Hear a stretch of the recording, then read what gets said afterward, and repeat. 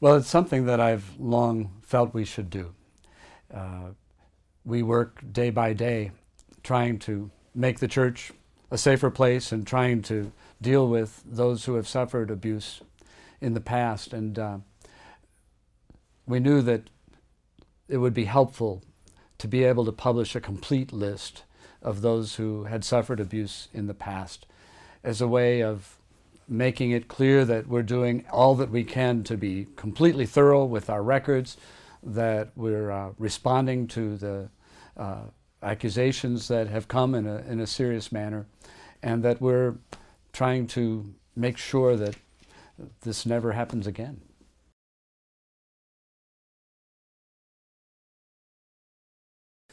We've gone through a long process of combing our records. We even hired an independent investigator, a retired police detective, and gave him full access to our records.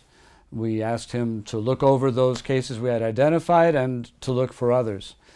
So after a careful study and bringing them to our review board, if they had not already been submitted to that, we came up with this list. It includes people who have already been accused and convicted in a criminal court, those who brought a civil case or who were involved in a civil case and whom we felt indeed were shown to be abusers, and others that where the victims didn't care to pursue either of those options.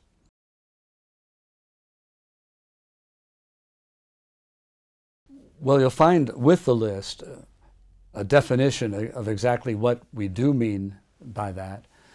But I think what I would want people to understand is that when we use that word credible, we've come to a certain level within the church of confidence that abuse took place. One of the ways that we have come to that level is that we've asked our independent diocesan review board to review the case and to tell me whether they indeed believed that what we were looking at here was a case that indeed reflects something that we know happened.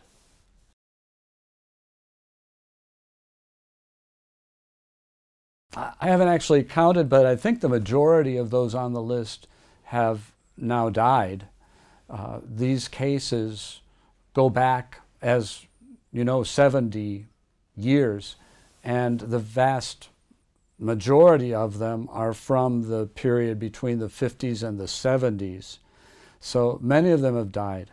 Those who are living that are on the list are no longer in ministry and have not been in ministry for some time.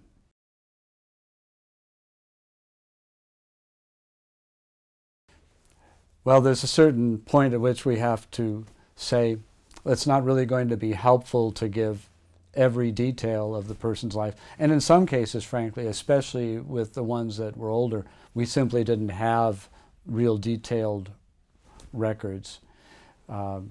So the facts we wanted to put out there with this list were, this is a priest, or in a few cases a brother, who served in this diocese for a period of time and against whom we have a serious, credible allegation. Those were the facts we were looking for here.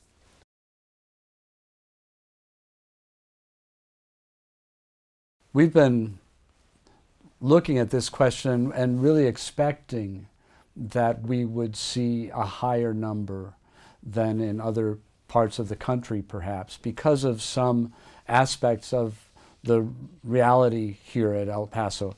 Our diocese has never had enough priests, and so it's always looked for priests from other places. That has opened the church up to accepting priests that perhaps were not, were needing to get away from their diocese. There was, in former times, their past records were not looked at carefully. We also had a treatment center in northern New Mexico, which sometimes was treating a priest and then saying, well, this person has been cured, and releasing him to do further ministry. We picked up some of those. So I expected the number to be higher. As it turns out, it appears that the numbers will not really be significantly higher, perhaps even lower than in other parts of the country.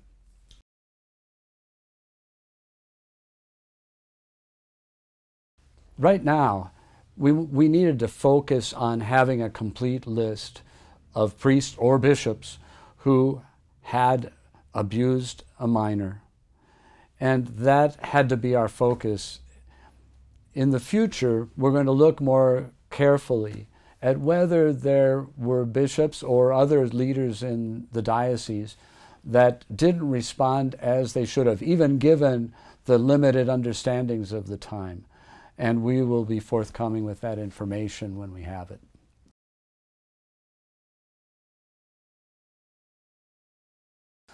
The last reported incident where abuse took place happened before 1999. 1999 perhaps was the last year. And so there have been no incidents of abuse reported in the last 20 years in the Diocese of El Paso, which in the midst of all of this rather sad and tragic news is a bit of light for us, to see that the response of the Church has indeed brought forth some results.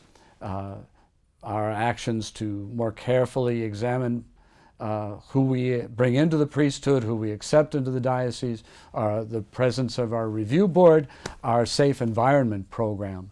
All of these have come together and have had a significant impact.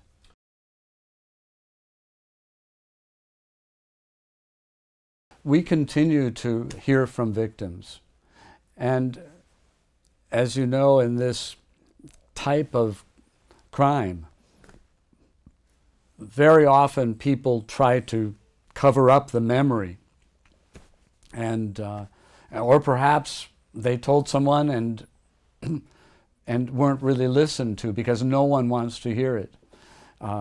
So the reports that are coming to us today very often are situations that took place 40 years ago, 50 years ago, 60 years ago, that are now being brought into the light. And we really hope by the publication of this list that others who will come forward.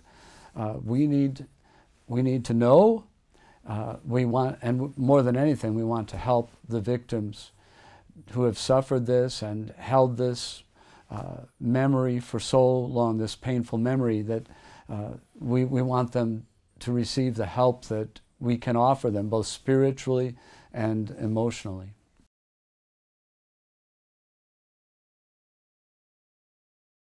Well, the focus of this list are people who have been working in the service of the Church of El Paso, particularly priests, bishops, clergy.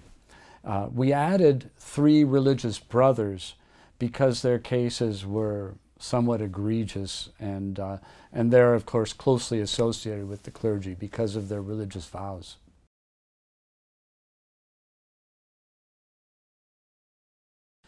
For many years, the diocese has met with victims of abuse, and through our Victims Assistance Coordinator, as the review board looks at the case, they try to also understand what might be most helpful in assisting this person for the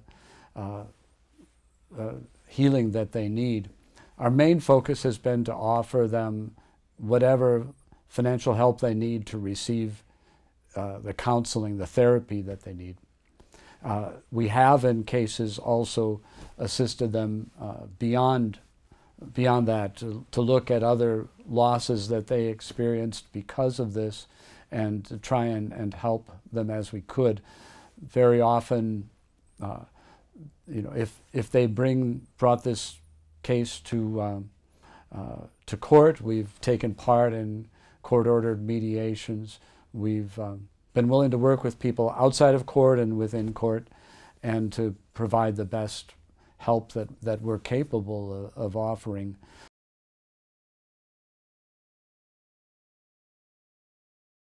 The review board was conceived as a group of lay leaders, especially professional therapists, but also others, and with representatives of the church, who have been given the responsibility of independently examining cases that are brought to us. When an allegation of abuse is made, we have a particular group of them, the subcommittee, you might say, the Pastoral Response Committee, that is made up entirely of therapists, and they ask to speak with the person who has made the allegation in a very sensitive, understanding way, but so that we can understand the details of the situation.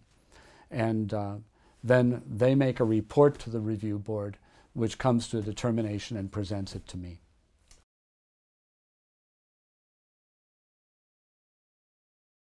We do not presently have a victim to my knowledge, but I'm certainly open to adding a victim.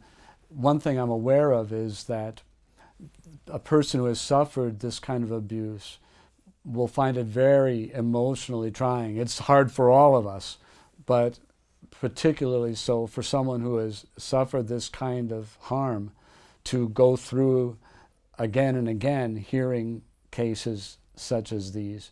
So we want to be very sensitive to the difficulty that this kind of involvement might entail, and yet we're certain we would love to have someone to bring that perspective to us.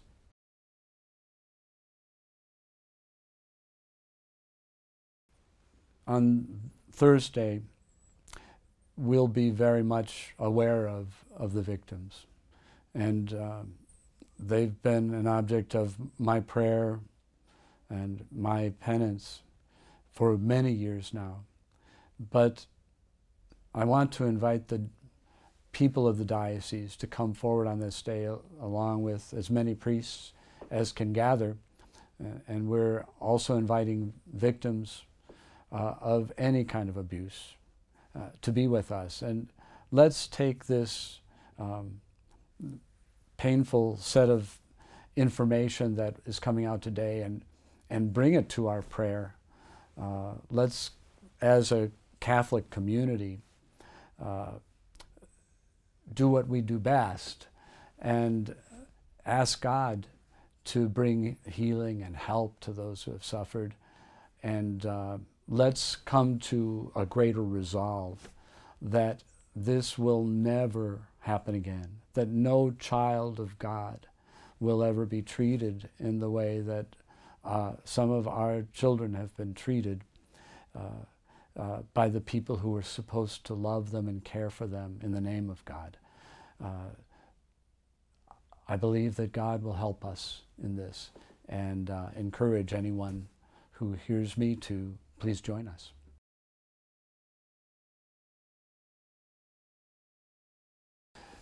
Well, I'm glad that you asked about that, because I think the publication of this list may be an occasion where someone has some memory revived in them that they've long ago set out of their consciousness. And if you do, we would love to be able to assist you.